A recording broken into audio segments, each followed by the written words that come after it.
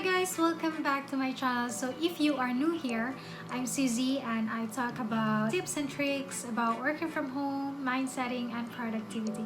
So if you like those kind of topic, don't forget to subscribe and hit the notification down below. So if you're someone who can hardly find jobs online, then this video might interest you because I'm going to share with you the tips and tricks that I use myself para makalana ka ng mga projects online. If you're interested to that, please keep on watching.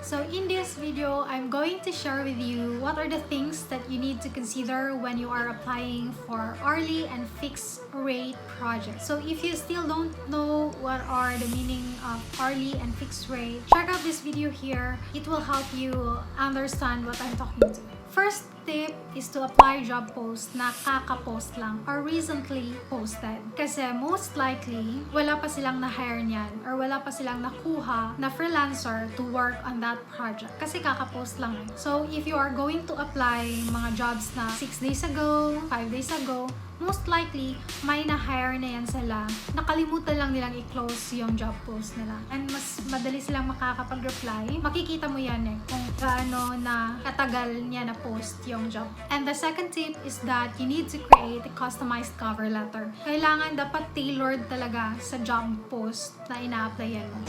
Don't give a generic cover letter na kinaka-paste mo lang siya kasi most likely, i-ignore ka lang ng client. To create a customized cover letter, ito yung mga nakapaloob dapat sa cover letter. First thing is that you need to address the client sa pangalan talaga niya. If you can research sa name niya bago ka mag-apply, do that. But ang tip ko, if you are looking or applying jobs sa Upwork, may mga reviews kasi yan. May mga star na sa job post or sa profile ng client. It means naka-hire na siya ng iba. And most probably, meron na siyang mga feedback. And sa feedback niya, sometimes nag-i-indicate yung mga freelancer kung ano yung name ng client. So, kung may na-mention siyang name doon, na constant yung name, most likely, yun yung name ng client. So, you might want to use that name in applying your job. Use that first name to address your client. For them, it really feels na para talaga sa kanila yung cover letter. Third tip is that you should give a relevant information. Yung mga unrelevant na hindi naman nila necessary malaman, wag mo nang ilagay because business owners like them or mga hiring managers na mga ganyan, marami yan silang ginagawa. And hindi na nila needed yung mga unnecessary infos. You have to have a clear message so that your client can get your point sa letter mo. Siyempre, sa job posting niya, more likely, nakalagay doon yung mga pain points niya or mga struggles niya or yung mga things na kailangan siya ng tulong. So, state their pain points sa cover letter mo. Give at least 3 solutions or approach na gagawin mo para ma-solve yung problem niya. That would really give a big help na makita niya kung paano mo i-solve ang problem niya. Magkakaroon siya ng idea na alam mo talaga yung ginagawa mo.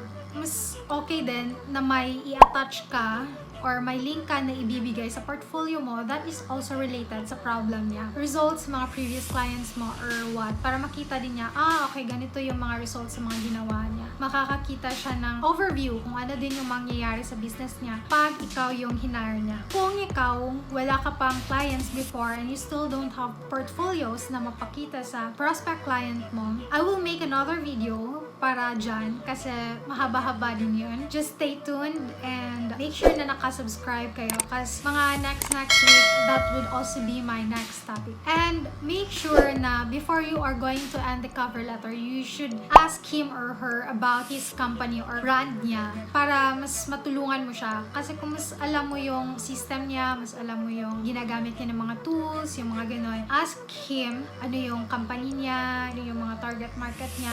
Be interested sa company niya. Kasi the more na interested ka sa company niya, mas makikita niya na you really want to help him or her sa business. If wala masyadong job description or content or details about the job description and job roles na kailangan niya, you ask him or her. Mas okay talaga na nag-a-ask ka ng question kung meron kang hindi naiintindihan or not so clear with you. before you are going to give solution. Ask about the problem na gusto niyang isolve.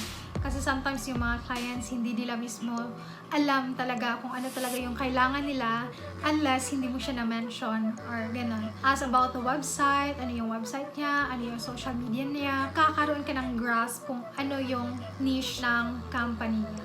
After that, ask the client's availability. Kung kailan mo siya pwedeng makontak and kung saan mo siya mas convenient na makontak. Either Skype or Slack, WhatsApp, kung email lang ba, yung ganun. Ask the details kung saan mo siya pwedeng makontak para magka-initial meeting kayo or what we call discovery call. Malalaman nyo kung fitted ba talaga kayo to work on the project, kung matutulungan mo ba talaga siya, kung kaya ba ng budget niya yung rate mo. Yung mga ganun. Sa experience ko, sometimes hindi na sila nagko-call. Diretso na silang nagbibigay ng contract. As long as they can see that, oh, alam niya yung sinasabi niya, meron siyang mga portfolio na pinakita, bibigay na sila agad ng contract. Wala na kaming call. Automatic na nag-start kami sa project. Pero just be prepared on that. And I will make another video for the things that you need to do before, during, and after discovery call. And also, if you are going to apply jobs, don't forget to read the whole job description. Sometimes sa gitna niyan, may nilalagay sila ng mga note na if you are going to apply, insert this word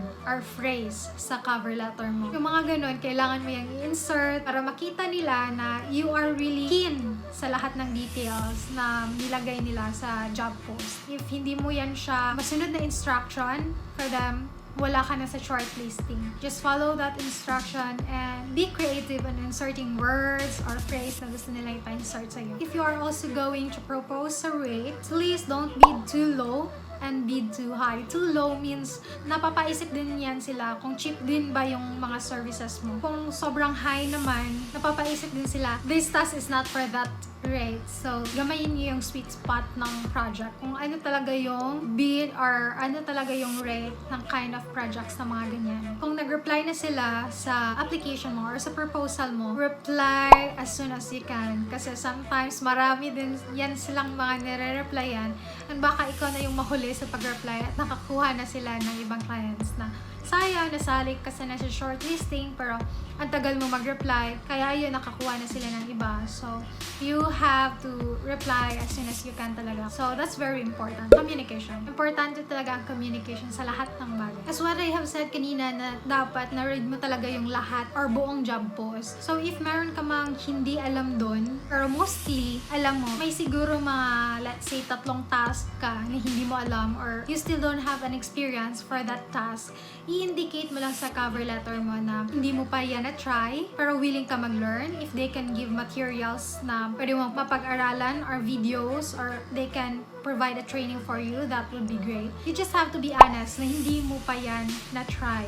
Kasi most of the clients naman, hindi naman talaga necessary na alam mo lahat ng sinabi nila ng mga job description. It's okay na sa kanila na at least 70% or 80% of the task na ilagay nila is alam mo. Yung iba, pwede mo namang pag-aralan while nag-work ka na sa kanila. If you're applying sa mga outside platforms like mga Facebook groups, yung mga ganun, yung mga walang nakalagay if the client is verified or not, don't forget to always background check yung mga nag-post ng job post. Like, i-search mo sa Google, i-search mo sa LinkedIn, i-search mo everywhere kung nakikita mo ba siya. Meron kasi akong na-applyan before sa onlinejobs.ph. Nakalagay kasi yung whole name. So, I tried to search it sa LinkedIn, tapos message ko siya. Can you please check my proposal via online jobs? Tapos sabi niya, hindi daw siya yung nag-post and hindi daw siya hiring. Yung ganun, yung parang ginagamit lang yung pangalan. Always message him or her sa LinkedIn or sa Skype kung saan mo siya makikita just to validate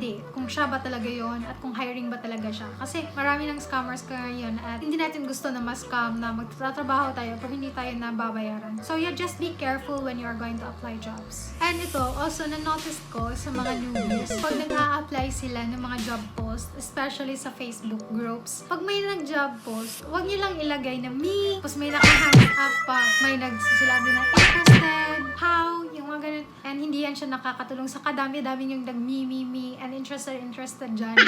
Huwag ganun. If you want to apply jobs, just read the job post, kung sino ba yung nag-post, and then kung may email siya na doon kayo mag-a-apply, mag-send na lang kayo ng email doon, or ng CV doon, or if merong form na kailangan yung fill upan, mag-fill up na lang kayo. And gusto niya lang na mag-comment kayo below. Kung pwede, you state na I'm interested and this is my website. Yung may mapapakita ka na portfolio mo. Or kung wala kang portfolio, just say something na I'm interested, I'm also a social media manager, and ito yung mga pwede mong reference sa mga nagawa ko, yung mga ganun. Or just ask something like, I'm interested, saan ko ba pwede isend yung CV ko? Ano ba yung hiring process nito? Please let us know. I would be willing to apply. Sometimes they don't like to be PM'd. Di nila gustong i-direct message sila. So, always follow instructions lang talaga when it comes to applying jobs. Kailangan talaga na simple details na nafa-follow mo. Yun yung pinaka-importante kung nag-a-apply ka ng mga trabaho. Even if hindi ka na nag-a-apply, even if natanggap ka na,